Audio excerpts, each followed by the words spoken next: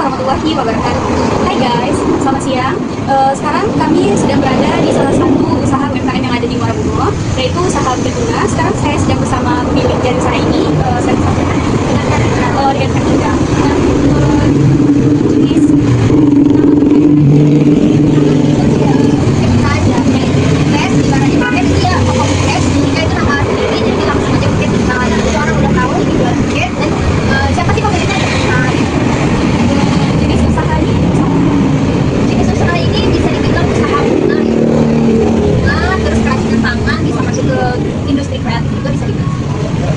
Izin yang akan mewawancarakan terkait usaha yang sedang mereka jalani ini.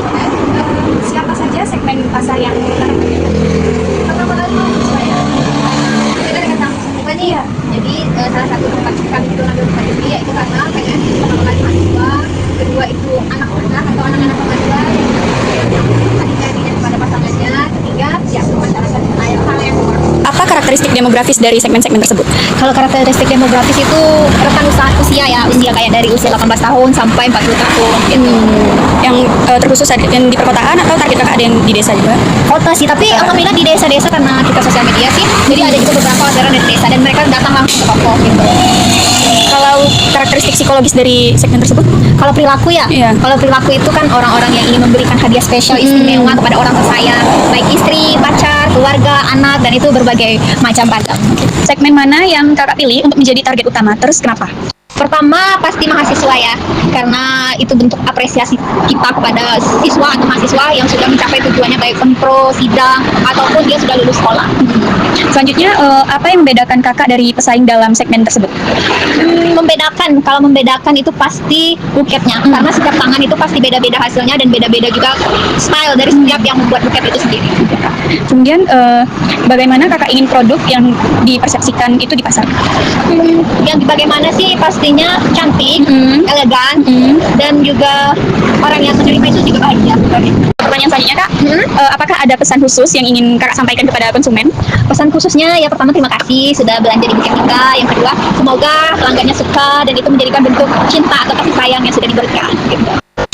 Kemudian apa sih produk atau layanan yang kakak tawarkan itu apa saja?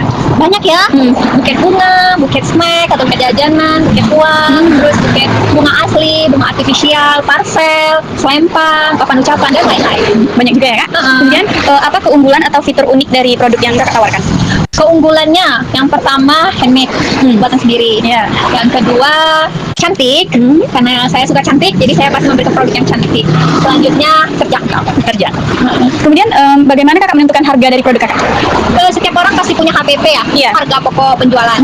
Kalau saya, harga pokok penjualan semuanya dari bahan baku itu dihitung, nanti berapa saya ingin meminta ibaratnya keuntungan berapa persen dari harga HPP yang saya buat, nanti akan saya ambil keuntungan sebesar 50%, lalu itulah akan menjadi harga jual. Kemudian apakah kakak menggunakan strategi harga tertentu? Kalau strategi pasti ya, semua toko pasti mempunyai strateginya masing-masing dalam menentukan harga. Kalau strategi khusus tuh nggak ada, tapi pokoknya selalu berpikir ini bunga yang cantik ini sesuai dengan kualitas, sesuai dengan harga, itu aja. Selanjutnya, di mana produk kakak ini dijual, di mana saja? Pastinya di sini di toko, jalan offline, Jalan Rancayu Hitam, depan Masjid Muhammadiyah dekat dengan kampus juga. Juga jual di online nggak kak? Online iya pasti tentunya ya, kita juga sering posting dan beberapa dapat orderan online juga itu seperti Instagram, TikTok, dan Facebook. Cuma tiga itu aja. Kemudian apa saja saluran distribusi yang kakak gunakan? Apakah menggunakan kayak layanan kurir, Gojek gitu kan?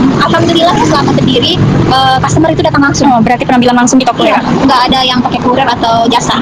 Oke kak. Selanjutnya, apa strategi promosi yang kakak terapkan? Promosi, kalau promosi itu pada hari-hari spesial. Seperti kemarin Valentine, kami kasih promo, diskon 10% all item, semuanya kami kasih diskon. Kemudian, bagaimana kakak mengukur efektivitas promosi tersebut? Efektivitas, alhamdulillah ya dengan kita kasih promosi besar, alhamdulillah semuanya sold out. Dan semuanya habis waktu pas Valentine kemarin. Berarti ada peningkatan jumlah pesanan ya? Sangat. Selanjutnya, siapa saja yang terlibat dalam proses penjualan dan pelayanan pelanggan kak? Masih sendiri ya. Oh, masih sendiri ya. Selanjutnya, apa pelatihan yang diberikan kepada karyawan terkait pelayanan pelanggan? Berarti kakak sendiri, berarti nggak ada pelatihan? Nggak ada. Pertanyaan selanjutnya, bagaimana proses operasional dalam bisnis kakak? Untuk operasional, yang pertama itu biaya sewa toko, yang kedua itu listrik, yang ketiga itu operasional dari rumah ke toko. Kayak kendaraan gitu ya kak? Iya, kendaraan. Pertanyaan selanjutnya, apakah ada sistem manajemen yang diterapkan untuk meningkatkan efisiensi Sistem manajemen ya. Kalau sistem manajemen untuk efisiensi sih kembali ke personal lagi. Karena setiap orang, kalau misalkan ada yang kejual nih, modalnya berapa, keuntungannya berapa, apakah itu mau diputar lagi ke modal atau untuk hal yang lain atau untuk gaji sendiri, itu aja sih karena masih sendiri gitu. Oh, iya, belum Jadi ada karyawan. putar-putar di situ aja. Oke. Baik, untuk pertanyaan selanjutnya Kak, apa saja elemen fisik yang mendukung pengalaman pelanggan yang udah Kakak beriin sejauh ini? Oh, kalau itu kita pakai paper bag untuk bungkusnya itu pakai paper bag. Yang kedua itu kita free kartu ucapan, yang kedua free stick ucapan dan bisa request di ucapannya itu. Jadi sesuai customer maunya apa. Untuk pertanyaan selanjutnya, bagaimana Anda menciptakan pengalaman positif bagi pelanggan? Positif. Yang pertama itu pelayanan yang prima ya, pelayanan yang terbaik ya. Kita selalu memberikan apa itu namanya, jawaban dari semua customer, atau customer minta apa kita sesanggup gitu. Jadi itu adalah pelayanan yang paling utama. Kakak juga buka di online ya Kak ya? Iya, betul. Jadi fast respon kalau Betul sekali. Jadi semua yang diinginkan customer itu kita ready-kan gitu. apa nilai-nilai yang ingin Anda sampaikan melalui merek Anda? Nilai yang pertama kesan bahagia. Oke. Yang kedua itu pasti romantis, romansa. Ya, Dan ya. yang ketiga itu memorable. Misalkan merayakan ulang tahun nih, oh iya tahun lalu dapat tiket dari Buketika, anniversary-nya bunganya dari Buketika, jadi memorable sih. Jadi kenang-kenangan ya? Ah. Mengesankan. Iya. Bagaimana Anda membangun kesadaran merek di kalangan konsumen? Kesadaran merek, kalau merek itu karena kita masih baru ya, Iya. jadi aku rasa sih dengan cara kita memberikan produk terbaik kepada konsumen, jadi konsumen itu bakalan kembali lagi dan puas dengan hasil yang kita berikan. Oke. Lanjut ke pertanyaan selanjutnya Kak,